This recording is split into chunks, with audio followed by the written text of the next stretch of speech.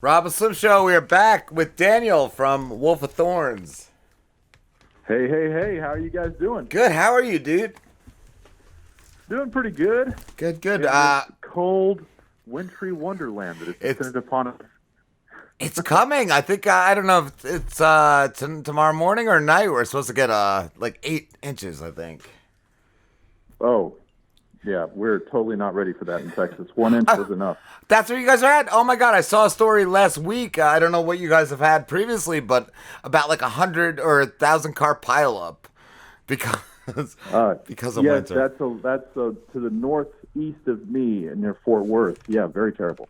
I couldn't believe the colossal amount of cards involved in it, and just what do you chalk that up to? I just instantly thought like they don't know how to deal with it down there. Yeah, we have no infrastructure at all to deal with this type of weather down here at all. I didn't So realize it's, it was down there too. Like I know like California is getting a lot of snow. Like they usually don't get a ton, I don't think. But you know, even where we are, Daniel, it's like this little pocket by the ocean, and we usually don't get much snow. I don't think we've had snow in like 3 years, but we've had some Oh, in the wow. past few weeks. But yeah, no, tomorrow it's like supposedly 100% chance, and it's like 8 inches. We're getting like almost every other Oh, day. God. It feels like at this point. Yeah, it's been nuts. It's been nuts. Are you guys ready? You got your toboggans and your sledge and all that kind of stuff ready to rock and roll, or are you just going to hunker down Hobbit bike and just ride it out? Yeah, I go Hunker out. down and ride it out is what I do. I go out. It's not really any difference. I grew up in North Jersey though. Like we got tons of snow all the time. Like so, yeah, it's not really anything crazy to me. But it's I don't know. I still feel like a kid when it snows though. I still get all excited. I'm like, yeah, this is great. And then I have to like dig out the car, and I'm like, why do I love this shit? Exactly. Oh man, but you're it's a YouTube channel, right, Daniel? Wolf of Thorns. Yes. And Yes, Wolf of Thorns. you do video essays on video games, which is super cool. Oh, wow. Which I don't feel like it's something a lot of people are doing. Yeah, well, it's really primarily centered around this game that I played last year that just blew me out of the water called The Last of Us Part 2. I don't know if you guys are familiar with that. I love the original. I played and love the original. I have not gotten to the second one yet, though. Oh, yeah, it's, wow. Yeah, the original was definitely kind of a game changer, pun intended. That was probably the moment that games really transcended film for me, like what they could do with the Yes. experiencer of a story.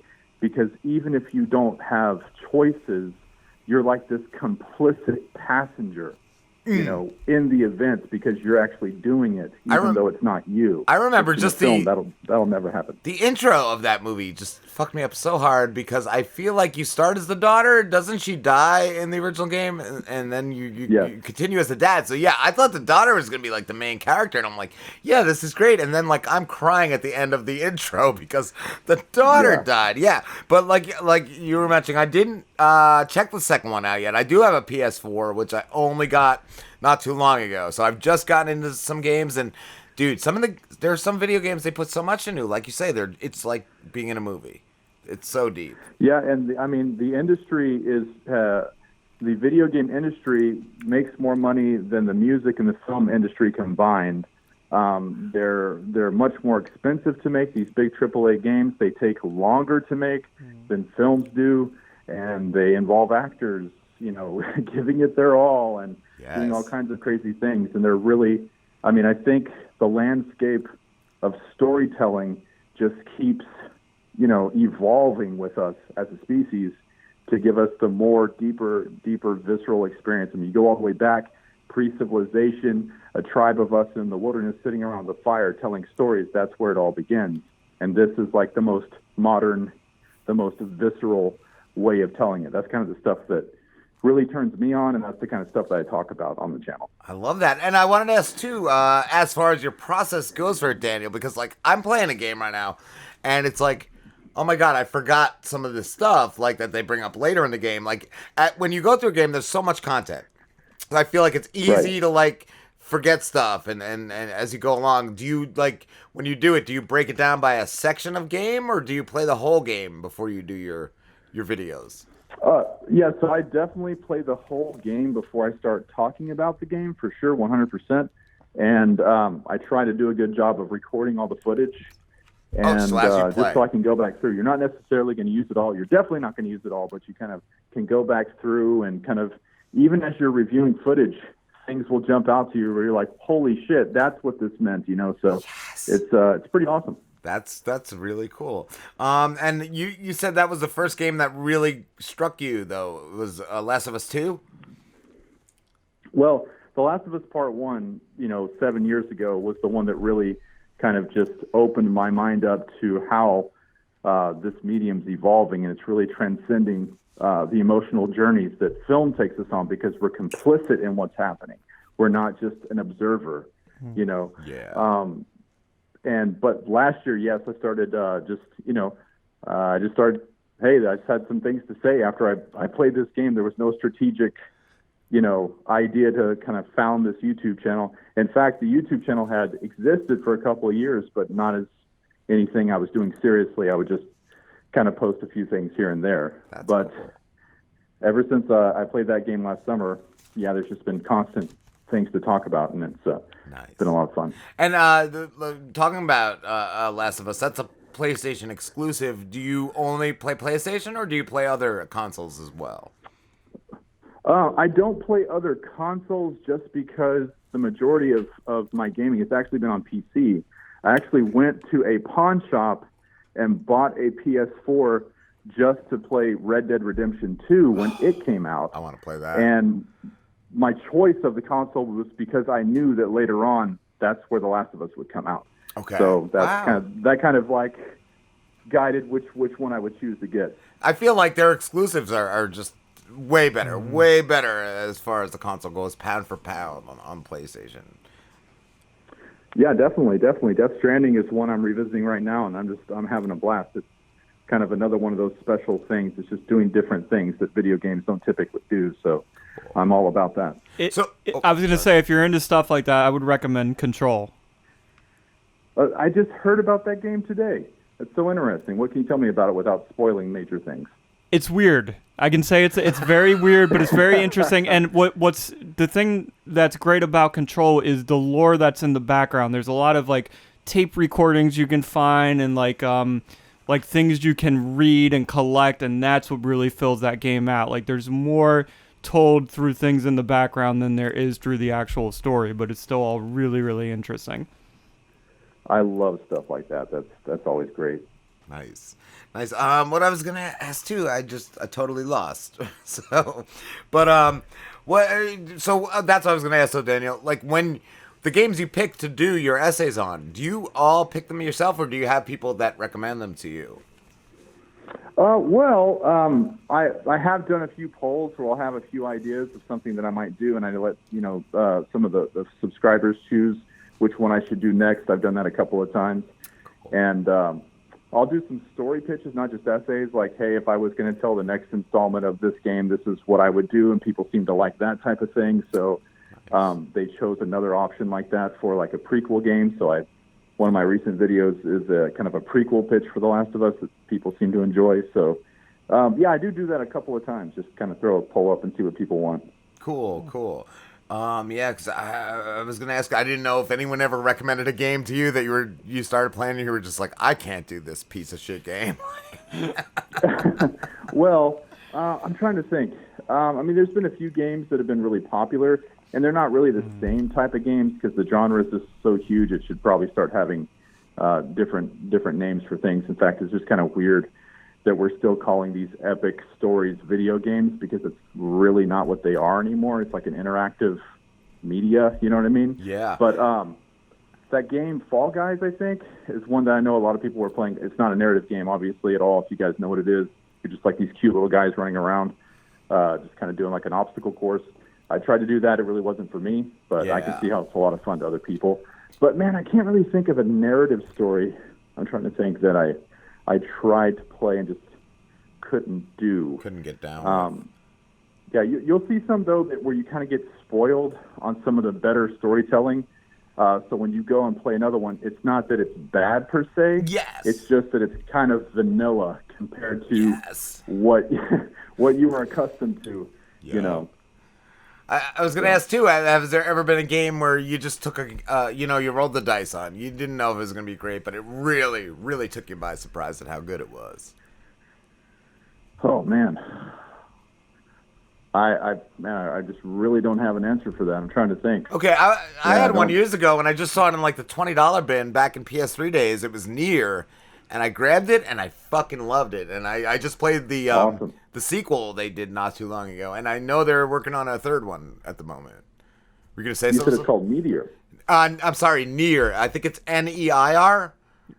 Near I've heard of that Automata. game. I know nothing about it though. And then there's the sequel, which was Nier Automata, and they're working on a third one at the moment. And dude, they're great. They're great games. Yeah, I may need to check that one out because I've been hearing a lot about it. There's just so many. I have this huge list on my Discord of games that people recommend that I'm like, okay, that actually does look cool, and the list just keeps growing and growing. I'm like, I'm eventually going to get to these. So, And we'll see how it at the goes. moment, I'm playing Persona 5, and oh my god, that thing is. I've never played any other Personas. One of my friends told me they haven't been made since like the PS2 era, but they just released Persona 5 on the PS4, and it's super good. What kind of game is that one? Oh man, you're like this Japanese high school student who has to change people by going into like an alternate reality and like battling their alternate reality version of themselves, and it's wild. It's Wow. a wild ride down a deep rabbit hole. That sounds really cool, actually. It's really involved. I was gonna say that I had one for what Rob just asked. I bought when it first came out, and I had heard nothing about it. I saw the cover, and I was like, "It looks cool." I bought the first Mass Effect, and that was a game that I got hooked on and just loved. And they're rebooting it. It's coming out. Well, I don't know if it's a reboot, but they're remastering it. But that was one of those that I was just blown away with how great that game was. Going back to that, though, I remember when I originally saw the Mass Effect 2 cover of the game, I just said, this looks like the dumbest thing ever. It looks horrible. And then years later, Slim told me about it because I had met him, and I played it, and I was like, this is the best They're good game games. ever. The best game ever. Right on. So, yeah, that's definitely one. And the cover just looks so dumb. I like the cover of the first one. I just remember like, oh, this looks cool. It's sci-fi. It's like, you know. Oh. What was it about? You got to share with us. What was it about this cover that makes you think? Because I can't picture the Mass Effect 2 cover. You have to share with us. It had this dumb little shriveled alien in the corner, and I'm like, is that supposed to be cool? He looks like a slimy little turd. Like, he just looks so dumb. Damn it. Okay, see, so the Mass Effect 1 cover, I think, was just like a picture of Shepard or like a version of Shepard holding a gun. 'Cause he's But alright looking. yeah, and there was like cool stuff in the background, like a planet or something, and I was like, this looks like a really neat game, so. Nice. Oh. Yeah, they definitely have some amazing world building. Yeah. Yep. Yes. That was one of the games. In the second one, I did as much as I could. I did everything. I even mined planets for stupid ores and shit. I wanted to get everything I could. Right. What game are you currently playing, Daniel? If you could tell us. Well, I'm currently playing Death Stranding. This is kind of my second playthrough, kind of my first. I played it right before The Last of Us Part 2 came through. I got to where I think it's probably about 75% of it. So I'm actually streaming it now on Twitch, but I just started from the beginning, and we're having a blast with it. Are you a Metal Gear fan? I am not. I mean, Okay. I played the original Metal Gears for the Nintendo when I was a little boy, and I loved the hell out of that. And the last one I played was the Metal Gear Solid in like 1999. I remember bringing my newborn baby son home from the hospital and like having him there with me, and I'm playing like PlayStation 1. So, yeah, but that's the last one I played. Okay, cool. Yeah, Death Stranding looks interesting. I have it, but I haven't started it yet because I'm kind of like, I don't know. Like, I hear a lot of things like people say it's just like an Amazon delivery simulator, and I'm like, I don't I heard that know if as I well. want to really play this game. What can you say about it that would make us want to play it? Well, so I would say this. When I hear people say walking simulator, it's an Amazon, delivery thing. To me, that's like a Saturday Night Live skit parody of this. Like, if you wanted to parody the game, that's what you would say if you hated on me. I would say it's a really great to have games like this. It's very unique world building. The underlying themes of it about unity and kind of like reuniting the shattered soul of mankind with this kind of, is this real? Is this all a dream? It's kind of sci-fi blending with metaphysical spirituality, and just some really chill gameplay. If you just want to find your Zen mode and be playing this game, constructing highways across this, by the way, this United States that doesn't look like the United States. It looks like all volcanic and stuff, but I think there's lore reasons for that. You have these nice Zen chill moments where you're just vibing and playing, contrasted by this like powerful, dark, traumatic portions of the game that you have to play through that are kind of spooky and make your stress levels rise really high. And just some really, really unique characters and lore. And everybody has a pretty kind of badass, outside of the box storyline around them. So it's pretty, if you're into that, it's pretty cool. And they casted Daryl from The Walking Dead, right? Isn't that like the main character? Yes, Mr. Norman Reedus. Yes. Cool. Awesome. Yeah, no, I have a friend that when he explained it to me, he just like, yeah, you deliver things. But the way he did explain, because he's hooked on it, and the way he explained it sounds really cool. Really cool. Yeah, and to add on to that, I would say there's a lot of cool strategizing with how am I going to access certain places where these people are kind of by themselves, so these isolationists, and you have all this different equipment and stuff that you get to. It's kind of like little brain teasers of how am I going to get here and there, and then you can just chill out and ride these long highways at supersonic fast speeds that you've constructed across this beautiful post-apocalyptic, landscape. It's like meditation in motion, man. Nice, nice. I was gonna ask too, Daniel. Having played the PS4 type games, do you have a next gen console, or do you just? I do not. I have not been able to get my hands on one of those high demand items. Have you've been trying? I mean, I have not been trying. I just assume I can't get my hands on one. I gotcha. I've looked at a few things and like, yeah, we're out of stock. So I'm just like, I'm not even going to try and fight that. I'm that way too. Chaos. Yeah. When you have it in stock is when I'll buy it. I'm not going to like refresh. Slim was lucky enough to get a PS5, but I think the second or third attempt, and I have another friend too who, when he originally tried to get it, the website he was going on just basically crashed. Like it was a mess. Yes. Yeah, you talk about Slim doing it trying to get one 3 or 4 times. I mean, that's what I've heard my friends too. Like, wish me luck. I'm heading up there. I'm like, no, see, that's not for me. If I'm going to leave my hobbit hole, I want the object waiting for me, like a mission. I want to know it's there. Yeah, I had a friend too who actually went to a store at like 4:30 on a Black Friday and waited hours, and then was told they didn't have any. No, that's not for me. Not for me at all. No. What other games have you played, Daniel? On the PS4, I'd like to recommend Dragon Quest XI if you haven't played that. That's a really cool one. Wow, 11. So there's 10 other ones I need to play first, huh? Yeah, I've only played one other one, though. It was back in PS2 days. It was, do you know some? Was it 8? Or? Maybe, I forget what number it was, but it was the one with the kid with the bandana, and he's wearing like all yellow. But no, Dragon Quest XI is great. It's another one. It blew my mind playing it. Dan, it's like the Final Fantasy, where you don't have to play every Final Fantasy game because each game is like a different story or universe or whatever. Yep, yeah. Yeah, and the Spider-Man games, both Spider-Man and Spider-Man Miles Morales were both amazing.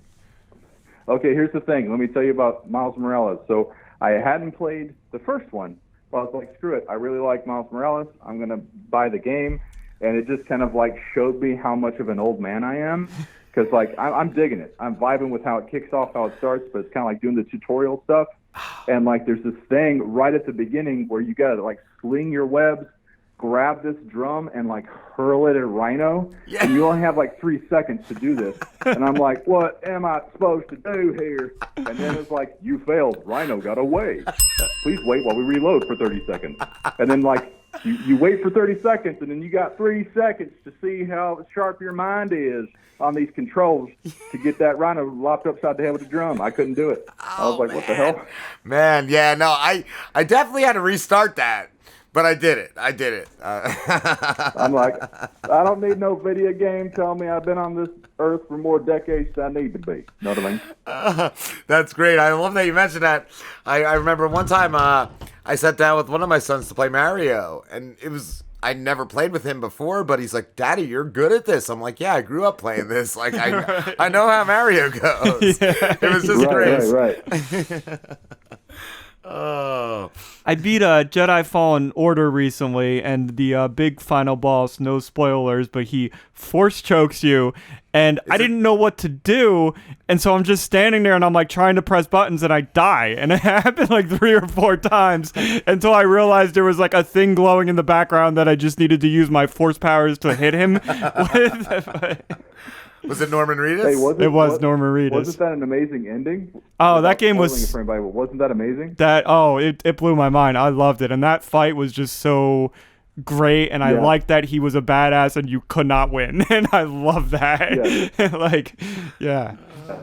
Wait, then I have a question. Knowing that you played that game, what color lightsaber did you go with? I think for him, I made like an orange blade or a golden blade, I think. Yeah, that's what I did. I did yellow. Mid-range. Yeah, I did the yellow lightsaber I went with for Cal.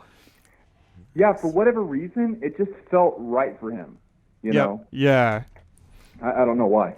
Yeah, I felt the same way. Like, nothing else worked. Like, I tried the blue, like the 2 different blue ones, and I was like, just not working. The green that's Luke Skywalker is the green, and the yellow the yellow fit him. It fit, like, matched kind of with his look and with the clothes he was wearing and everything. Right. Absolutely. Nice. Daniel, is there a game that you're excited for that's coming out? That's coming out. Man, I probably sound like the least, like, in the loop video game person. Just my little old man hobbit over here.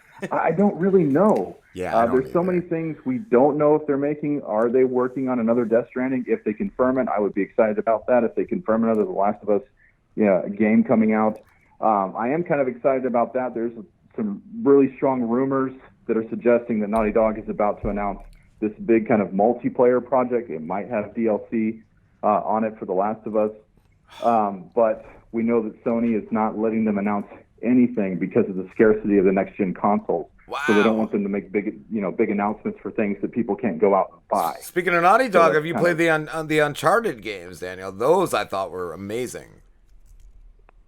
Yeah, the Uncharted games, I've played all of them. I'm in the middle of the 4th one. I need to go back and finish it.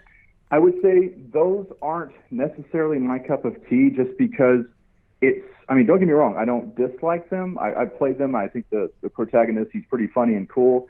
But I think the whole kind of mood of the game, the whole kind of summer blockbuster, over-the-top action probably isn't really something that speaks to me strongly. Okay. I like kind of a grounded sense of realism, I guess, if that makes sense. Gotcha. But they were definitely a lot of fun and a lot of laughs. Yeah, no, they were some of my favorites. I even liked there's a side game. There's the 4 main games, and then afterwards they made I forget what it's called, another one with just a whole nother character. It's cool. It's really Lost cool. Legacy DLC. Yes, Lost Legacy.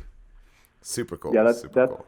I'll be checking out that one after I finish my playthrough of 4. But I know 2 of the characters that are in it, and I think it's going to be pretty exciting. Yes, it definitely was.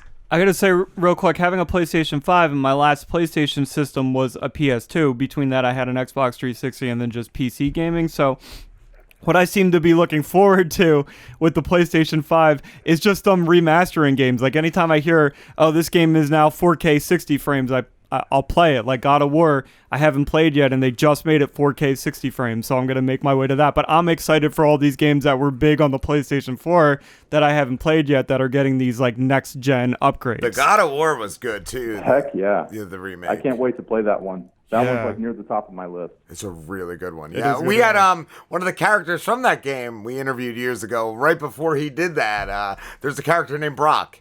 And the voice actor who played him, his name is Robert Craighead, and we had him on, and it's just his character is great in it. Yeah, and when some of my buddies at work were playing the game and they were telling me how much they loved him. I'd message him and he would be like, "Tell them I said thank you." It was just the coolest That's thing. cool. The coolest thing to relate yeah. to somebody, like that the guy who voiced him said thank you for liking it or playing it. It's cool. Daniel, we have to wrap this up, but it's been a blast talking to you, man. Yeah, thank you, Rob. Thank you, Slim, for having me on. You guys are great, and it was great talking to y'all. Absolutely. Thank Where can you. everybody find you? On YouTube, look for Wolf of Thorns. You can also reach me on the Twitter at ThornsTM. And I've got a Twitch. If you look for Wolf of Thorns on Twitch, you'll find me there where I typically stream every day. Lots of laughs, lots of fun, and lots of positive energy. We keep it high there. Nice, Daniel. Thank you, man. We will definitely, when this goes up, I will send you all the links to the show and all that. Awesome. You guys take care. You You too. too.